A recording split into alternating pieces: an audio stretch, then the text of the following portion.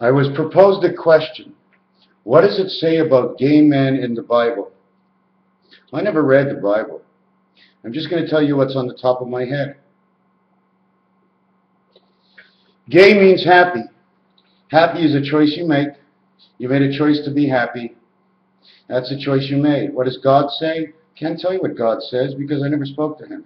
What I can tell you is what God actually says in the early parts of the Torah, okay, in which I never read the Torah, but I'm going to tell you what it says anyways, because if it doesn't say this, then we're all dead.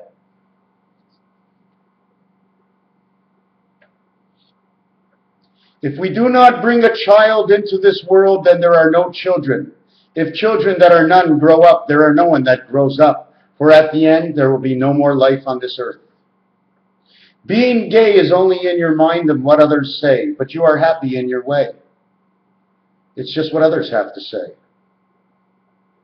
The hell is where you live right now because it's so hard to get up to the higher source to understand actually what's going on in this world, whether it's right or wrong, and how do we really arrive to understand from what others say and what others have as beliefs. Christ came in this world to break everything up and everything down. He needed every aspect of life to be out there so in the time of the coming that we would understand and know what it really means to have Christ come back to us. To know there's actually another heaven where we actually live. And in this world where the mind is every thought we have, it's every aggravation. I mean, you hurt yourself once every 6 months, but if you wouldn't bite your toenails with your teeth, you wouldn't break your teeth, you wouldn't ruin your toenails, you'd be okay, you wouldn't rip your socks. You have to find a way to release the emotion. When you have the light, you are gay. But when you are gay, you cannot create the light. Hell has already frozen over. It is the old thoughts of man that have come back, that have frozen hell and turned to the white crystals of Snow White and the 7 dwarfs. Because the dwarf is the ice cube of 6 sides. 6 and 1 is 7. The 7th side is the only one that shows. God is the only one that shows on a dice. When you flip all the sides around, they're really only 5. Man is only avatar 5. He's no better than 1 and no less than 6. You can only be gay in choice of words spoken. If you would choose another word that would have a definition, what people would say would feel more good than it would awful. We just don't know how to treat the words, and people don't know how to treat us. And the treat is us. We are God's treat. He gets to watch what we do down here. The moves we make. When there's a problem, the planets swing, the bell goes off like a fire, and God comes to the call and he checks what we need. He sees down below there is much evil, he causes a tsunami. But how does he cause the tsunami? He gives it a little kick. When the worlds are tilted and you have water, like in the bath, if you don't fill the bath all the way, the water will not come to return. So we have filled up the bath all the way to the top, but there's also a plug at the top, because we breathe from above in the air.